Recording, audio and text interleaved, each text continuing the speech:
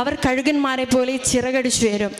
ഓടിയാലും തളരുകയില്ല, നടന്നാലും ക്ഷീണിക്കുകയില്ല. എൻ്റെ പേര് ജോസ്ന. ഞാനിപ്പോൾ വയനാട്ടിൽ നിന്നാണ് വരുന്നത്. ഞാനും ഹസ്ബൻഡും UK താമസം. 2022 മെയ് 10 ഞാൻ ആദ്യമായി ഉടമ്പടി എടുക്കുന്നത്.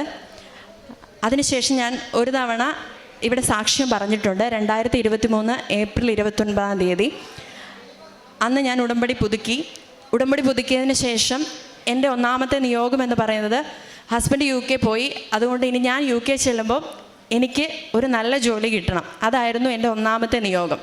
അപ്പം നിങ്ങൾക്ക് എല്ലാവർക്കും അറിയാമായിരിക്കും, UK ചെന്ന് കഴിഞ്ഞാൽ നമ്മൾ പഠിച്ച അതേ ഫീൽഡിൽ ജോലി കിട്ടുക എന്ന് പറയുന്നത് ഒത്തിരി ബുദ്ധിമുട്ടുള്ളൊരു കാര്യമാണ്. അങ്ങനെ ഞാൻ ഒക്ടോബറിൽ UK അപ്പോഴത്തേനും എൻ്റെ ഉടമ്പടി കാലാവധി ഏകദേശം കഴിയാറായിരുന്നു. അതുകൊണ്ട് ഞാൻ ഓൺലൈൻ ഉടമ്പടി ഡിസംബർ 8 ഞാൻ ഓൺലൈൻ ഉടമ്പടി എടുത്തു. അപ്പോൾ ഈ ഒക്ടോബർ നവംബർ ഡിസംബറിലൊന്നും എനിക്കൊരു ഇൻ്റർവ്യൂ കോള് പോലും വന്നില്ല. അങ്ങനെ ഞാൻ ഓൺലൈൻ ഉടമ്പടിയായി പ്രാർത്ഥനയൊക്കെ കണ്ടിന്യൂ ചെയ്തു പോന്നു. എന്നെക്കൊണ്ട് പറ്റുന്ന രീതിയിൽ ഉപവാസമൊക്കെ എടുത്ത് ബൈബിളൊക്കെ വായിച്ച് ഞാൻ അങ്ങനെ മാതാവിൻ്റെ അടുത്ത് അപ്പോഴത്തേനും പല രീതിയിലുള്ള വാക്കുകൾ ഞാൻ കേൾക്കേണ്ടി വന്നു. കുറേ പേര് പറയും നീ പഠിച്ച ഫീൽഡിൽ തന്നെ ജോലി നോക്ക്. കുറേ പേര് പറയും ഇവിടെയൊക്കെ വന്നു കഴിഞ്ഞാൽ ജോലി കിട്ടാൻ പാടാ, അതുകൊണ്ട് നീ എന്തെങ്കിലും കിട്ടുന്ന ജോലിക്ക് ആദ്യം കയറ്, എന്നിട്ട് വേറെ ജോലി നോക്കാൻ. അപ്പം ഞാൻ മാതാവിനോട് പറഞ്ഞു, നീ ആയിരിക്കണം എൻ്റെ റിക്രൂട്ടർ, നീ ആയിരിക്കണം എൻ്റെ HR. എന്നെ റെഫർ ചെയ്യേണ്ടത് ഒരു കമ്പനിയിൽ എനിക്ക് റെഫറൻസ് കിട്ടുന്നുണ്ടെങ്കിൽ അത് നീ മാത്രമായിരിക്കണം എന്ന് ഞാൻ പറഞ്ഞു.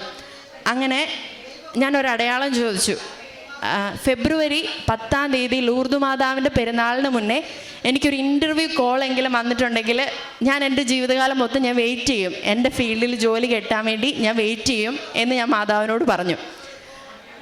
അങ്ങനെ പ്രാർത്ഥിച്ചിരിക്കുമ്പോൾ ഫെബ്രുവരി 2 എനിക്കൊരു ഇൻ്റർവ്യൂ കോള് വരികയും ഇൻ്റർവ്യൂ നടന്നു കഴിഞ്ഞപ്പോൾ തന്നെ എനിക്ക് മനസ്സിലായി ഏകദേശം എനിക്ക് കിട്ടുമായിരിക്കും. അപ്പം തന്നെ ഞാൻ മാതാവിന് നന്ദി പറഞ്ഞു പ്രാർത്ഥിച്ചു.